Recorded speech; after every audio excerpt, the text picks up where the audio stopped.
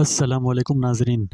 راتوں رات تقدیر بدلنے والا درود شریف کا ایک ایسا وظیفہ جو آپ کی کایا پلٹ دے گا، آپ کا نصیب اچھا کر دے گا، آپ کی زندگیاں خوشیوں سے بھر دے گا اور ہر طرح کی چھوٹی بڑی پریشانیوں کو فوری ختم کر دے گا۔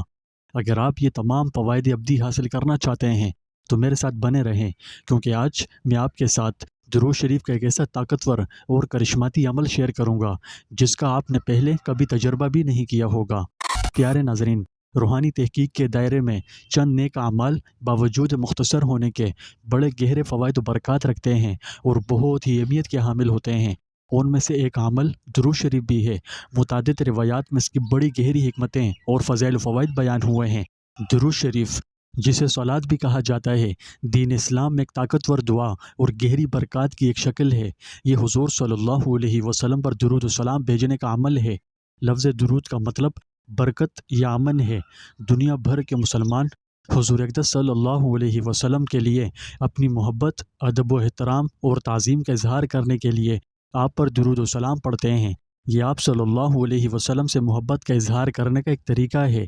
اس کے ذریعے ہم حضور صلی اللہ علیہ وسلم کے اپنی امت پر کیے گئے عظیم احسانات کا شکریہ ادا کرتے ہیں اور اللہ کے حضور ان کے اعلیٰ روحانی حیثیت کے ذریعے شفاعت کی کوشش کرتے ہیں۔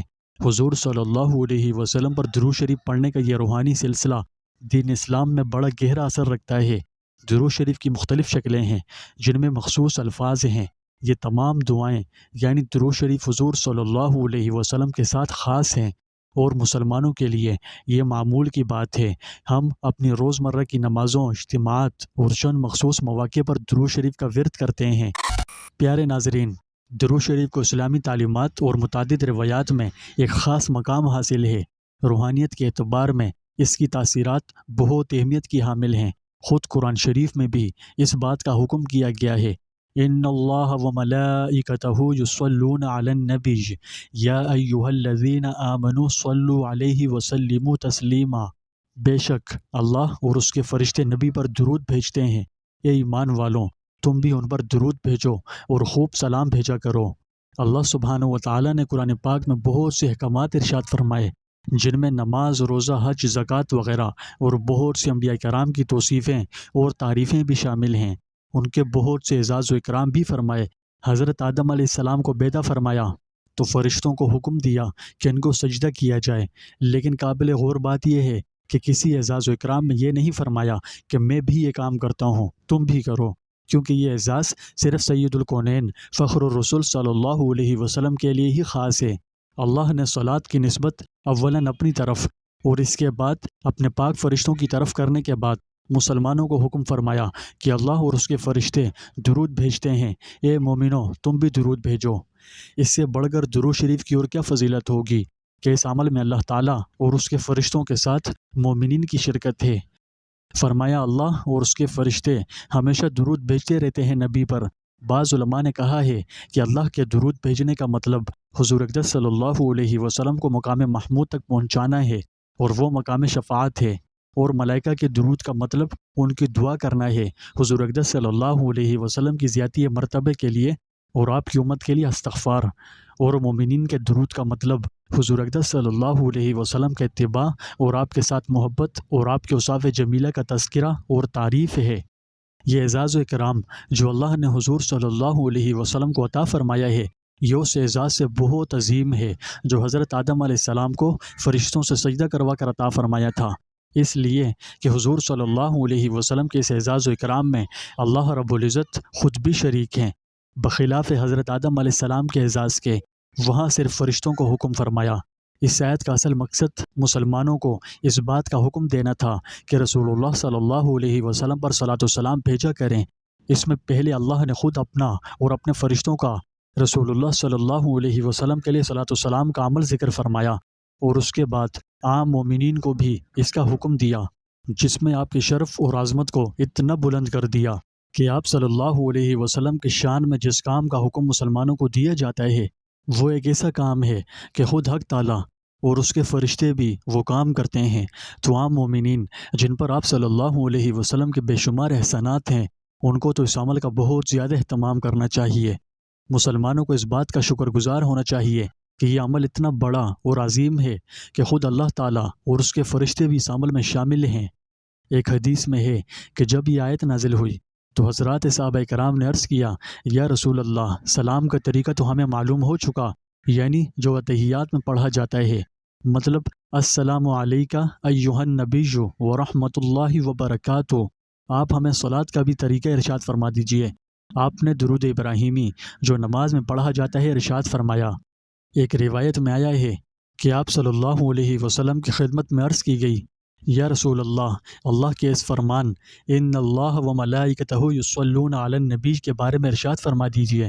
آپ صلی اللہ علیہ وسلم نے فرمایا، یہ پوشیدہ علم میں سے گہرا راز ہے، اگر تم مجھ سے اس بارے میں سوال نہ کرتے تو میں تمہیں اس کے بارے میں نہ بتاتا۔ سنو، اللہ نے میرے لیے 2 فرشتے مقرر کیے ہیں۔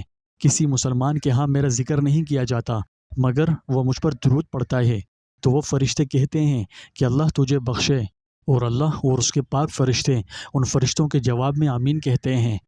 اور میرا کسی مسلمان کے پاس ذکر نہیں کیا جاتا مگر وہ مجھ پر درود نہیں پڑتا تو وہ 2 فرشتے کہتے ہیں اللہ تجھے نہ بخشے، تو اللہ اور اس کے فرشتے ان فرشتوں کے جواب میں کہتے ہیں آمین۔ پیارے ناظرین، درود شریف پڑھنا دنیاوی اعتبار سے بھی بالکل خالی نہیں ہے، یعنی اس کے دینی فوائد تو بے شک بہت زیادہ ہیں مگر دنیاوی فوائد بھی بکثرت ہیں، جیسا کہ اس حدیث سے معلوم ہوتا ہے کہ حضور اقدس صلی اللہ علیہ وسلم کا ارشاد ہے، جو شخص مجھ پر 1 دفعہ درود پڑھے اللہ اس پر 10 دفعہ صلاۃ بھیجتے ہیں۔ ایک روایت میں ہے کہ حضرت عبداللہ بن عمر نے بیان کیا ہے کہ جو شخص حضور صلی اللہ علیہ وسلم پر 1 دفعہ درود بھیجے اللہ اور اس کے فرشتے اس پر 70 دفعہ درود یعنی رحمت بھیجتے ہیں۔ حضرت ابی بن کعب رضی اللہ عنہ نے عرض کیا، یا رسول اللہ، میں آپ پر بکثرت درود بھیجنا چاہتا ہوں، تو اس کی مقدار اپنے اوقات دعا میں سے کتنی مقرر کروں؟ حضور صلی اللہ علیہ وسلم نے فرمایا، جتنا تیرا جی چاہے۔ میں نے عرض کیا، یا رسول اللہ، 1/4؟ آپ نے فرمایا، تجھے اختیار ہے، اور اگر اس پر بڑھا دے تو تیرے لیے بہتر ہے۔ تو میں نے عرض کیا کہ نصف کر دوں؟ آپ نے فرمایا، تجھے اختیار ہے، اور اگر بڑھا دے تو تیرے لیے زیادہ بہتر ہے۔ میں نے عرض کیا 2/3 کر دوں؟ آپ نے فرمایا، تجھے اختیار ہے، اور اگر اس سے بڑھا دے تو تیرے لیے زیادہ بہتر ہے۔ میں نے عرض کیا، یا رسول اللہ، پھر میں اپنے سارے وقت کو آپ کے درود کے لیے مقرر کرتا ہوں۔ آپ نے فرمایا، اس صورت میں تیرے سارے فکروں کی کفایت کی جائے گی اور تیرے گناہ بھی معاف کر دیے جائیں گے۔